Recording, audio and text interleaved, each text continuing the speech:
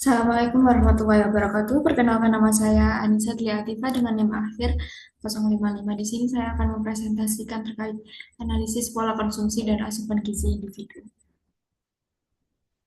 Jadi ini untuk identitas respondennya sendiri, nama responden ANA, tanggal recallnya Senin 25 Agustus 2025 dan Rabu 27 Agustus 2025, 19 tahun dan perempuan.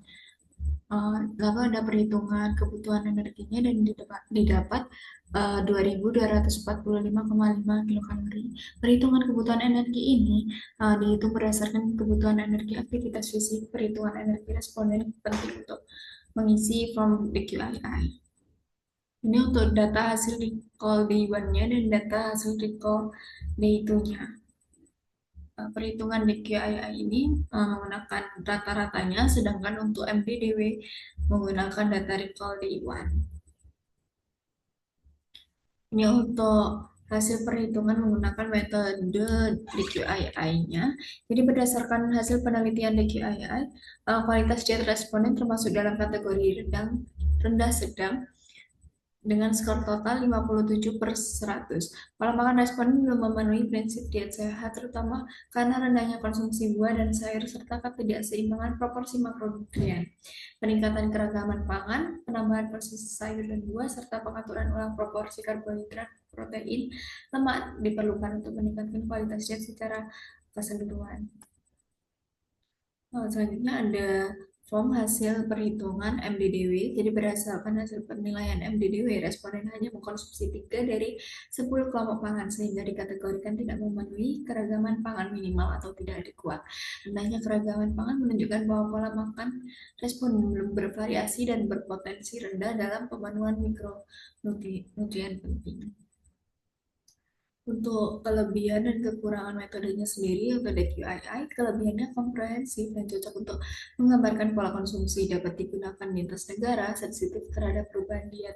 Untuk kekurangannya sendiri itu perhitungan relatif kompleks, berpotensi bias recall. Untuk MDDW, kelebihannya itu sederhana dan cepat digunakan, tidak memerlukan data kuantitatif.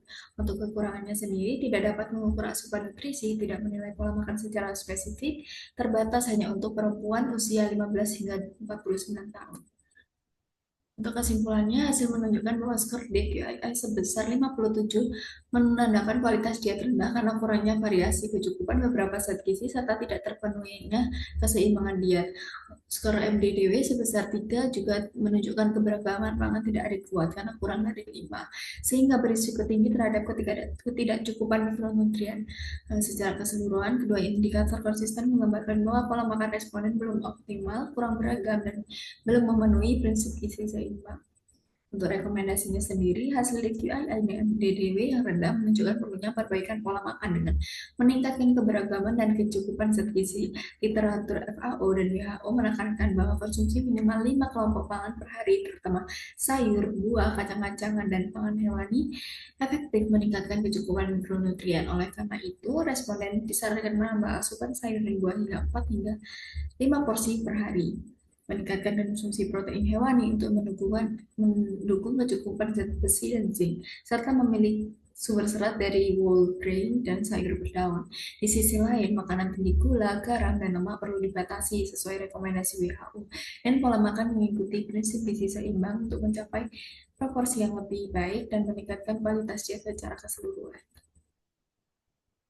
Ini untuk daftar pustakanya. Sekian presentasi dari saya. Kurang lebihnya mohon maaf. Wassalamualaikum warahmatullahi wabarakatuh.